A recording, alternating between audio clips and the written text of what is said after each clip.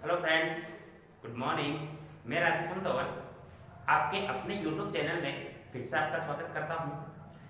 Reasoning में अपन ने बहुत सारे टॉपिक डिस्कस किए, लेकिन आप आज जो अपन बात करने वाले हैं, जो मैं आपके सामने टॉपिक डिस्कस करने वाला हूँ, जो टॉपिक लेकर आया हूँ, वो किसी सब्जेक्ट के का टॉपिक नहीं होकर आपका टॉपिक होगा राजस्थान पटवार परीक्षा 2020 का। ठीक है। अब ये जो प्रेजेंट टाइम पे जो वैकेंसी निकली हुई है और जो भी स्टूडेंट इसकी तैयारी कर रहा है उसके लिए मोस्ट इंपोर्टेंट होने वाला है, तो वीडियो को लास्ट तक देखना। मैं पूरी डिटेल्स में इस एग्जाम के बारे में बताऊंगा आपको, और इस जो टॉपिक ले रहे हैं अपन, इसके बारे में मैं आपको सब चीजें बताऊंगा। 3-4 पॉइंट पर डिस्कस करेंगे। इसमें बात करना चाहें तो पहले पॉइंट पर अपन डिस्कस करेंगे कि अब तक कितने फॉर्म इसके इस एग्जाम को लेके फॉर्म फिलअप हो चुके हैं, भर चुके हैं, और कितनी इसकी वैकेंसी है। दूसरे पॉइंट पर बात करेंगे अपन इसके कि कितने इसमें इसके सिलेबस के बारे में बात करेंगे। दूसरे पॉइंट पर कि इसका सिलेबस क्या है, कितने पार्ट पर इसके सिलेबस को डिवाइड किया गया है, और कौन कौन सा पार्ट कितना कितना वेटेज रखता है, और कितने कितने नंबर से उसके कितने कितने क्वेश्चन आने वाले हैं, कौन से पार्ट्स हैं, और कितने नंबर का वो पोर्शन होगा। ये सारी चीजें अपन सिलेबस में डिस्कस करेंगे। नेक्स्ट पॉइंट डिस्कस करेंगे, जो लास्ट एग्जाम हुआ था उसमें इसकी कट ऑफ क्या क्या रही, कौन सी कैटेगरी की कितनी कट ऑफ रही, उसके बारे में बात करेंगे।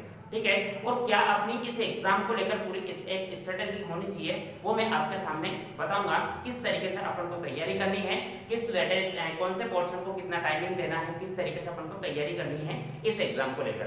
तो वीडियो को लास्ट तक देखना, और किसी ने अभी तक अगर सब्सक्राइब नहीं किया हो तो सब्सक्राइब जरूर करना, और वीडियो अगर अच्छा लगे तो लाइक जरूर करना।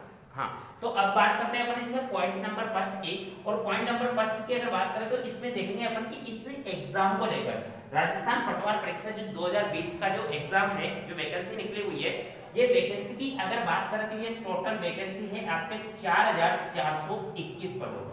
कितने पदों पर होने वाली है? 4421 पदों पर होने वाली है। और अब तक की अगर बात करें अपन फॉर्म की, तो इसमें फॉर्म की अगर बात करें तो इसमें 15 लाख फॉर्म भरे में 15 लाख फॉर्म भराई में आ चुके हैं। तो आप समझ सकते हो तो कितना आपका कॉम्पिटिटिव एग्जाम है, कितना कंपटीशन है इस एग्जाम को लेके।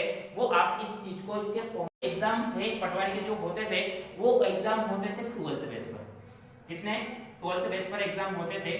और अब की अगर बात करें तो ये एग्जाम होता है ग्रेजुएशन बेस। किस पर? ग्रेजुएशन बेस एग्जाम होगा आपका।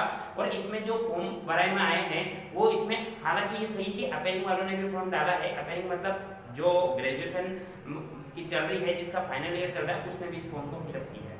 ठीक है। तो अपने आप में थोड़ा सा हार्ड एग्जाम होगा, लेकिन आपको डरने की कोई जरूरत नहीं है कि किस तरीके से आपको तैयारी करनी है, वो चीजें ध्यान से समझना।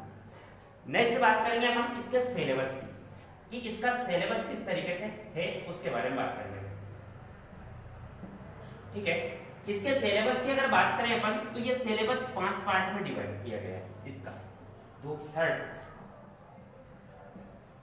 फोर्थ और ये फिफ्थ। इसके पूरे सिलेबस, जो पटवारी का जो सिलेबस है, इसको 5 पार्ट में डिवाइड किया गया। पहले पार्ट की अगर बात करें तो इसमें आएगा Indian GK, India GK. Second वाले पोर्शन की अगर बात करें तो इसमें आएगा राजस्थान जीके। ठीक है। थर्ड पोर्शन की अगर बात करें तो इसमें होगा इंग्लिश एंड हिंदी। ठीक है। फोर्थ पोर्शन की अगर बात करें तो मैथ और रीजनिंग। अब इसको मैथ और रीजनिंग कहना थोड़ा ये नहीं रहेगा, क्योंकि मैथ अब इतनी नहीं रही है, इसमें रीजनिंग के टॉपिक बहुत ज्यादा हो गए, रीजनिंग थोड़ा ज्यादा वेटेज लगेगा, तो इसको अपन बोल सकते हैं रीजनिंग और मैथ। नेक्स्ट पोर्शन होगा आपका 5वां कंप्यूटर। यानी कि आपके जो इस सिलेबस की अगर बात करें तो इस पूरे सिलेबस को 5 पार्ट में डिवाइड किया गया। India GK, Rajasthan GK, English and Hindi, reasoning और मैथ और कंप्यूटर। अब ये 5 पोर्शन में डिवाइड किया गया। अगर इसकी परसेंट की अगर बात करें अपन, तो कितने कितने वेटेज रखता है कौन सा पोर्शन, उसकी बात करें तो इसकी अगर बात करें तो ये आपका होगा 25%। 25% वेटेज रखेगा कौन? India GK. उसके बाद में बात करें अपन राजस्थान जीके, तो राजस्थान जीके का वेटेज होगा 20%।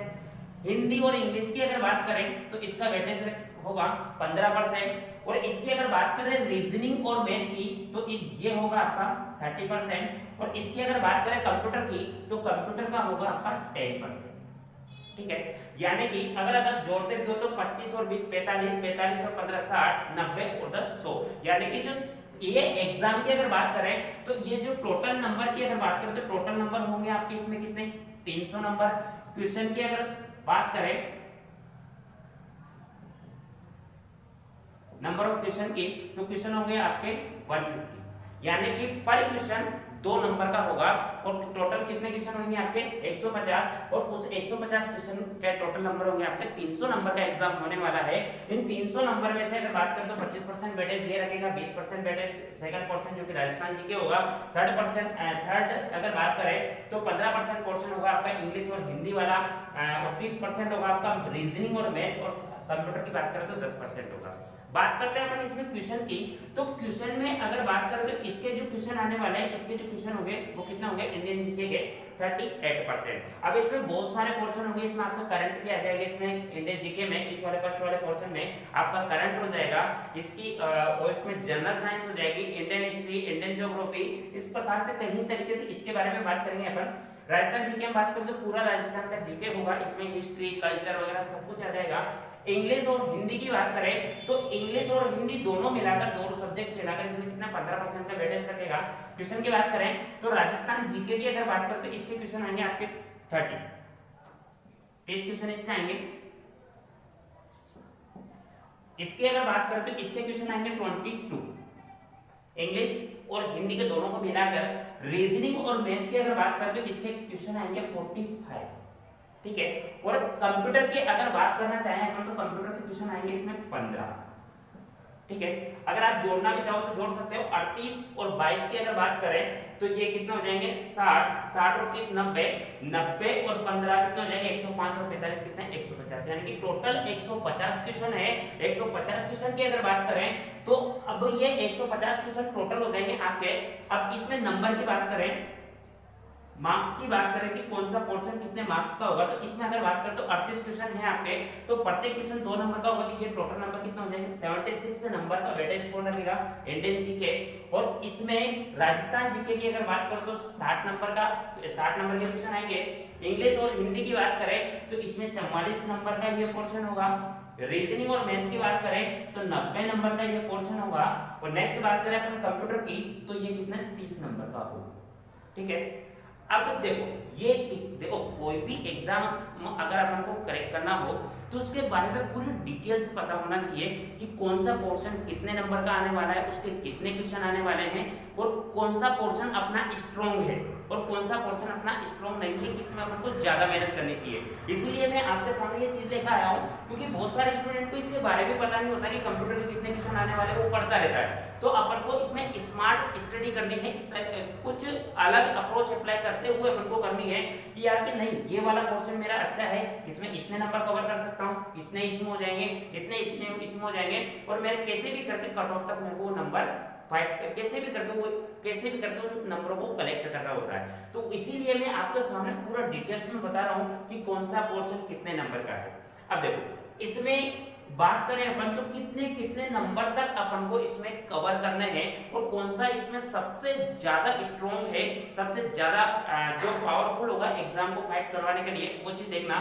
तो आपको समझ में आ रहा होगा 76 नंबर, 60 नंबर, 44 नंबर। और इसकी अगर बात करें तो सबसे ज्यादा नंबर कौन सा सबसे ज्यादा नंबर किससे आ रहे हैं यहाँ पर रीजनिंग और मैथ, यानी कि रीजनिंग और मैथ जो सब्जेक्ट है आपका, ये फोर्थ पोर्शन जो है ये सबसे ज्यादा वेटेज रखेगा और इसी में अपन को मेहनत करनी है सबसे ज्यादा। एक और चीज याद रखना, देखो मैथ और रीजनिंग सब्जेक्ट जो है वो एक ऐसे सब्जेक्ट है जिसमें अगर आपको आता है तो फिर वो आपको आता ही है। अगर आपने अच्छे से प्रैक्टिस कर रखी है इसका मतलब आप उसको 100 of 100% नंबर ला सकते हो।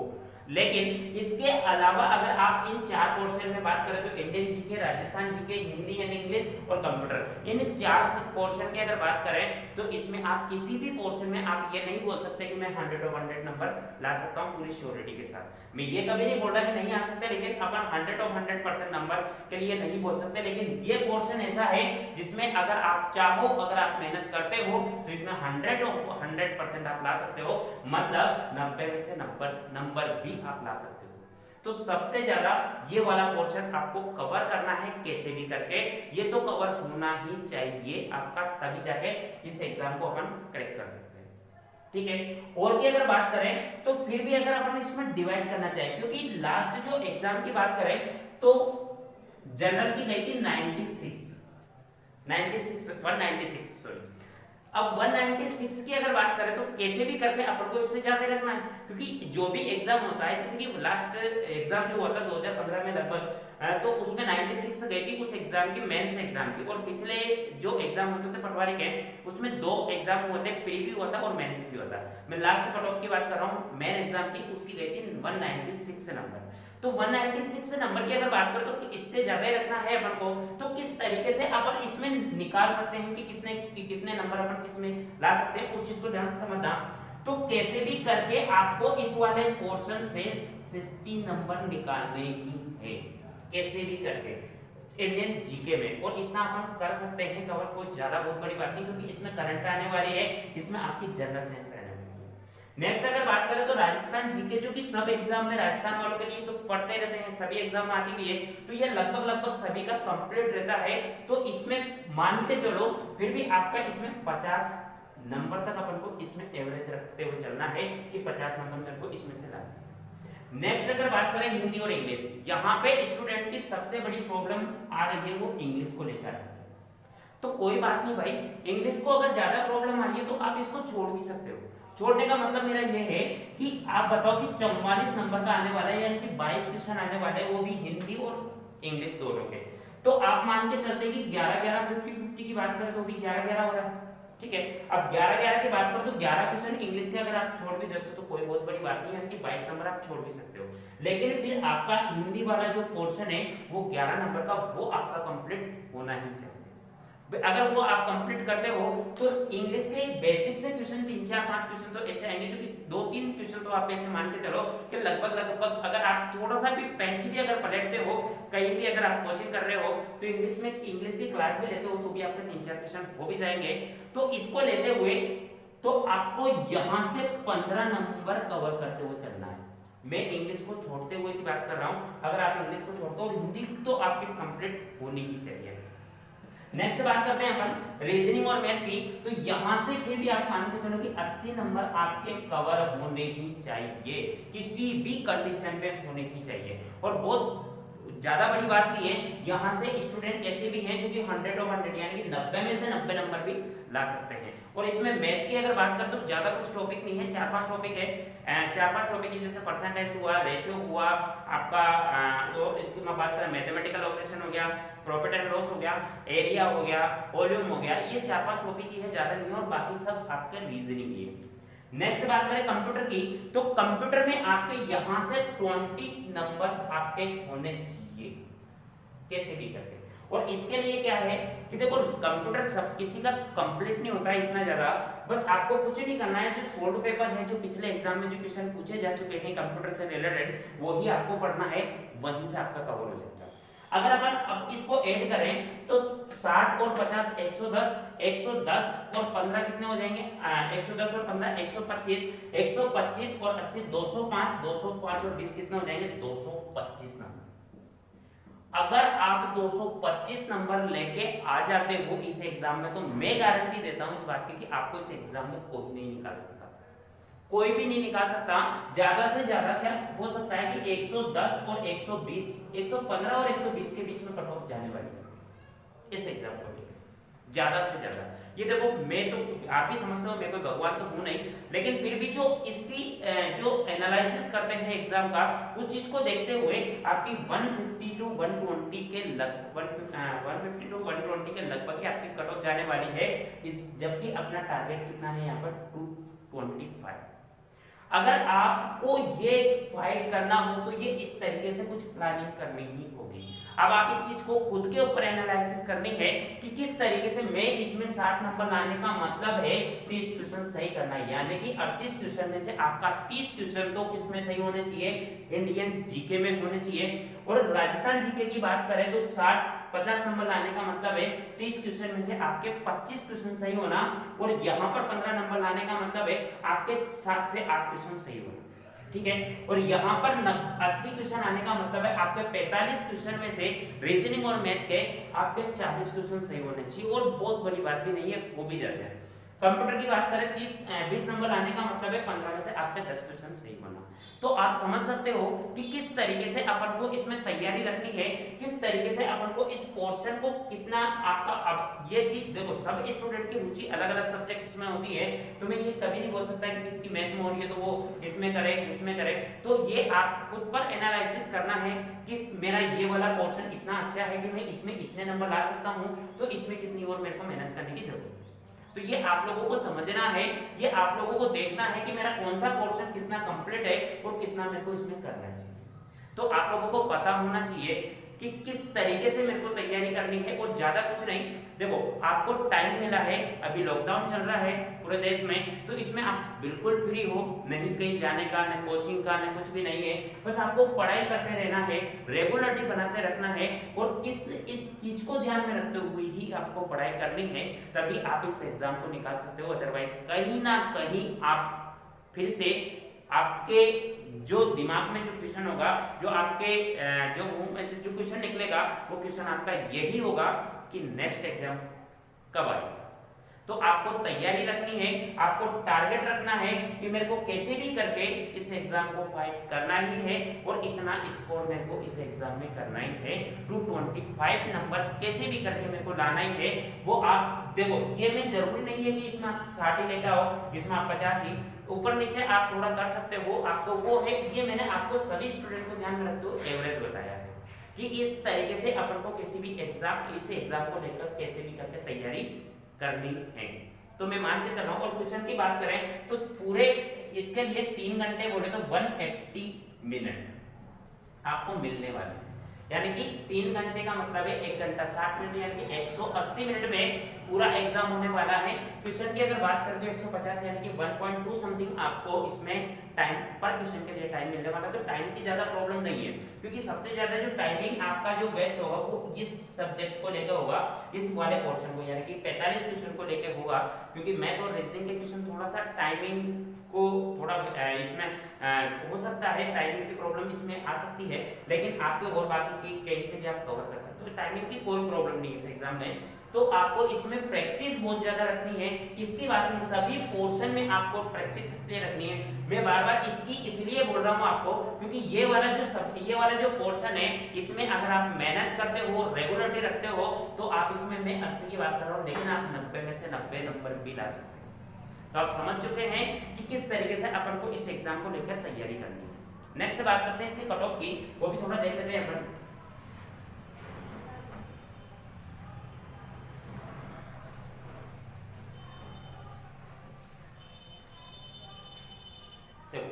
कट ऑफ की अगर बात करें अपन,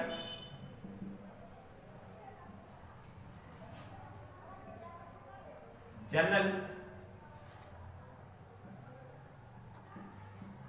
ओबीसी, एसटी, और ये एससी, और ये एसटी, ये कैटेगरी की बात करें तो इसमें जनरल की जो कट ऑफ गई थी लास्ट जो एग्जाम हुआ था उसकी कितनी 196। ये मैं नंबर की बात कर रहा हूँ कि 300 नंबर में से 196 गई थी लास्ट एग्जाम में।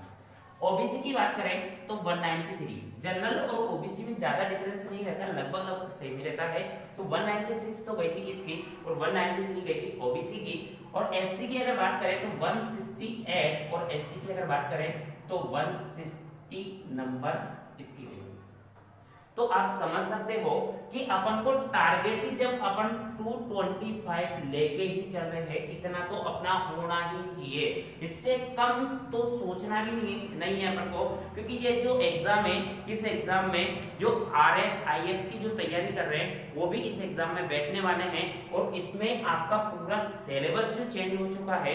क्योंकि मैथ पहले इस एग्जाम के लिए बोला जाता था कि जो जिस स्टूडेंट की मैथ और रीजनिंग अच्छी है, रीजनिंग तो आती नहीं थी, जिस स्टूडेंट की मैथ अच्छी है वो ही इस एग्जाम को निकाल सकता है, क्योंकि मैथ का पोर्शन बहुत ज्यादा आता था उसमें। अब ऐसा कुछ भी नहीं है, क्योंकि मैथ का इतना पोर्शन भी नहीं है, और रीजनिंग लगभग सभी स्टूडेंट की कंप्लीट रहती ही है।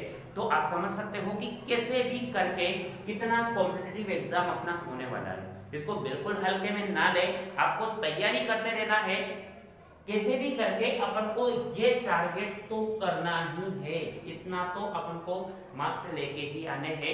और इसके लिए मैंने अभी आपको लोगों को बताया है किस किस तरीके से अपन को कौन से पोर्शन से कितने क्वेश्चन कितने नंबर आने वाले हैं, उसमें कितना अपन को कहां से कवर करना है, ये आप लोग समझ सकते हो। तो मैं उम्मीद करता हूं कि आप लोगों को समझ में जरूर आया होगा।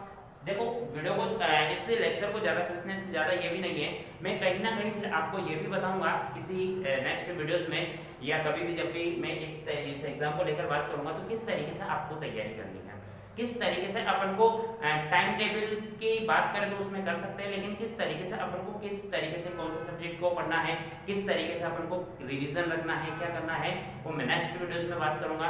कभी भी जब इस एग्जाम के बारे में बात करेंगे, रीजनिंग की बात अपन करते ही हैं, बहुत सारे टॉपिक डिस्कस भी कर चुके हैं। मैं फिर बोलूंगा आपको, अगर किसी ने अभी तक भी सब्सक्राइब नहीं किया हो तो सब्सक्राइब जरूर करना। अगर आपको अच्छा लगा हो और आपको लगा हो कि ये अपने लिए हेल्पफुल हो तो अपने फ्रेंड को भी जरूर शेयर करना।